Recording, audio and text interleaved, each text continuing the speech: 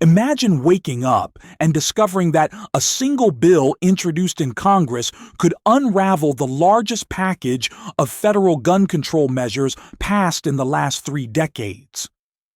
A bill that doesn't just tweak policies or adjust wording, but targets the very foundation of the legislation that expanded federal power into areas traditionally protected by state authority and individual rights. A bill that aims to reverse incentives for red flag laws, scale back expanded background checks for young adults, and restore what millions of Americans believe has been quietly eroded over time: their constitutional rights. And imagine that this bill didn't come from a fringe figure, but from a rising congressional voice who intends to make it a defining line in the national conversation about freedom. That is not hypothetical. It is happening right now. This is the story of the Second Amendment Restoration Act of 2025, also known as H.R. 6035, introduced by Congressman Wesley Hunt of Texas. And today, we are going to break down exactly what this bill seeks to do, why it matters, how it connects to the controversial Bipartisan Safer Communities Act from 2022, and what it means for anyone concerned about the future of the Second Amendment. This is not just a legislative update. It is a glimpse into a political clash that could shape the direction of firearm policy in America for years to come. To understand the magnitude of this new proposal, we need to step back to the summer of 2022. In the wake of a tragic school shooting, Congress worked swiftly to pass the Bipartisan Safer Communities Act, or BSCA. It was advertised as a good faith compromise, the first major piece of federal gun legislation in nearly 30 years. Many lawmakers from both sides of the aisle rushed to support it, praising it as a sensible step toward safety. But as with many large bills passed under emotional pressure, the details told a more complicated story. The BSCA expanded background checks for individuals aged 18 to 20, creating a special category that required deeper examination and often led to long delays. It offered significant federal funding to states willing to adopt red flag laws, which allow firearms to be seized from individuals based on accusations rather than criminal convictions. It increased data reporting requirements, expanded trafficking regulations, and opened additional pathways for federal oversight of local gun ownership. Supporters called these measures reasonable and necessary. Critics warned that they were carefully wrapped violations of constitutional rights. 3 years later, many of those warnings appear to have gained traction. School security did not dramatically improve. Mental health services remain underfunded and overwhelmed. Violent crime has not been meaningfully reduced, yet federal involvement in firearm policy has grown, and states have passed laws incentivized not by local voters, but by the promise of cash. Meanwhile, young adults, legally recognized as adults in every other sense of the law, have found themselves trapped in lengthy, sometimes discriminatory, background check limbo.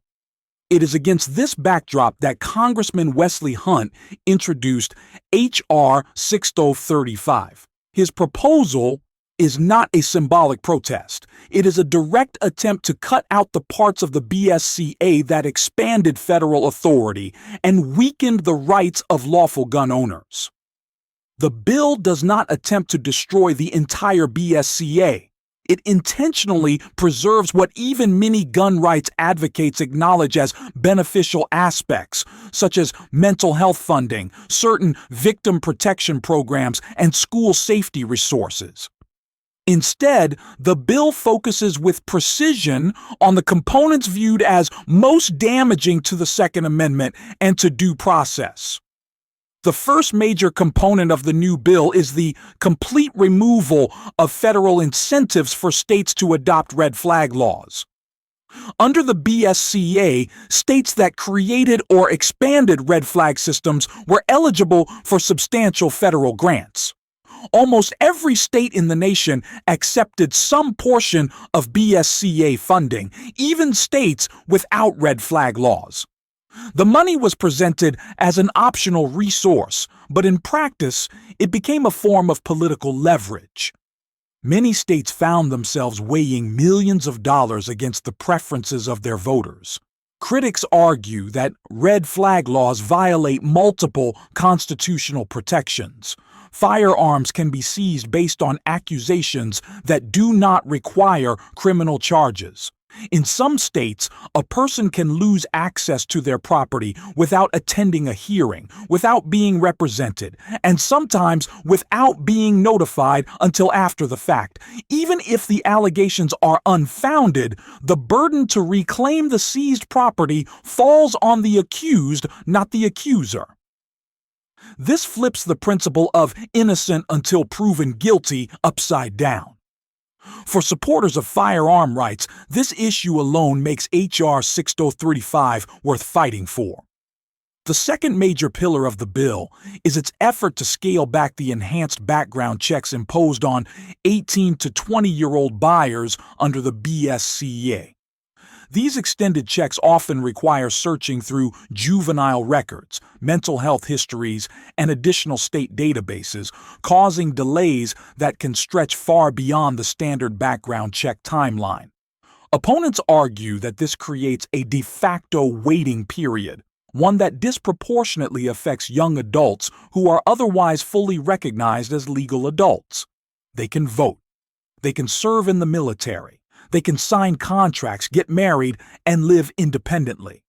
Yet when it comes to purchasing a firearm for lawful self-defense, hunting, or sport shooting, they are treated as inherently suspicious.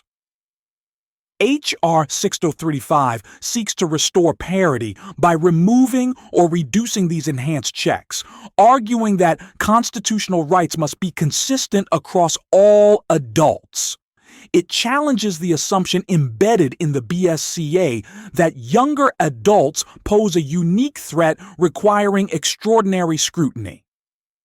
The new bill asserts that rights do not change based on birth year. The third major element of the Restoration Act involves rolling back federal expansion within the National Instant Criminal Background Check System and the mechanisms the BSCA put in place to encourage state compliance. The goal is not to dismantle NICS, but to prevent it from becoming an overly intrusive data collection tool or a political weapon. Under this bill, states retain more control over how they manage their own systems, and the federal government loses the power to shape state firearm policy through financial or bureaucratic pressure. The combined effect of these changes reflects a simple philosophy. If a law protects victims, improves mental health access, or enhances school safety, keep it.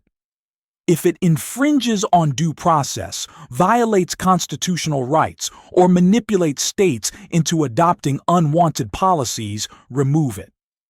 Supporters argue that the Second Amendment Restoration Act is not an attack on safety, but a correction to a law passed too quickly, under too much emotional pressure, without adequate debate. They claim the BSCA created inequities, distorted incentives, and opened the door to future expansions of federal power. To them, H.R. 6035 is a necessary course correction, a way to restore balance before temporary measures become permanent and unchecked. However, introducing a bill and passing a bill are two very different things. Even though the legislation might gain traction in the House, the Senate remains a significant obstacle. The BSCA passed originally because several Republicans voted alongside Democrats to approve it. Getting those same senators to support a partial rollback of that law will be difficult. The Senate requires 60 votes to overcome a filibuster, and gun-related legislation rarely garners that level of bipartisan agreement. That said, politics is not static. National attitudes shift, elections reshape priorities. As the country moves toward the next major election cycle, issues like public safety, government overreach, and constitutional rights are once again at the forefront of political debate. Even if H.R. 6035 does not pass immediately, the conversation it forces could influence future campaigns, future bills, and future court cases. It becomes part of a broader movement pushing back against what many view as creeping federal encroachment. For individuals who care about the Second Amendment, the path forward involves more than watching legislative updates.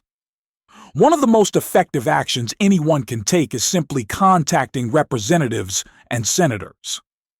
Lawmakers receive thousands of emails and calls, but they pay attention to patterns. When voters express strong support or opposition to a bill, especially one involving constitutional rights, those opinions can shape how representatives approach the issue. On a community level, sharing information, discussing the bill with others, and participating in local political forums all contribute to building awareness. Many important policy debates are won or lost because one side mobilizes more effectively than the other. If you believe this bill matters, your voice becomes part of the momentum needed to push it forward. Organizations dedicated to protecting the Second Amendment also play a pivotal role. Groups such as Gun Owners of America, the Second Amendment Foundation, the Firearms Policy Coalition, and even the reorganizing NRA are actively monitoring and responding to this legislation. Supporting or joining these organizations strengthens the collective effort to defend constitutional rights and influence national policy. At the end of the day, the Second Amendment Restoration Act is more than a set of legislative adjustments. It is a statement about the direction many Americans believe the country should take. It reflects the belief that rights given by the Constitution cannot be traded away for temporary political victories or emotional reactions. It challenges the idea that Washington should dictate how states protect their communities. And it asserts that due process, fairness, and individual liberty are not negotiable. Freedom does not preserve itself. Rights do not defend themselves. The Constitution does not enforce itself. Those responsibilities fall to the citizens who value them. Whether H.R. 6035 becomes law or becomes a spark for future policy battles, it marks a moment where millions are standing up and saying that their rights matter, their voices matter, and their country's future matters. As this story unfolds, stay informed, stay engaged, and stay vigilant. The conversation about the Second Amendment is far from over, and where it goes next depends on all of us. Stay safe, stay ready, stay armed, and stay free.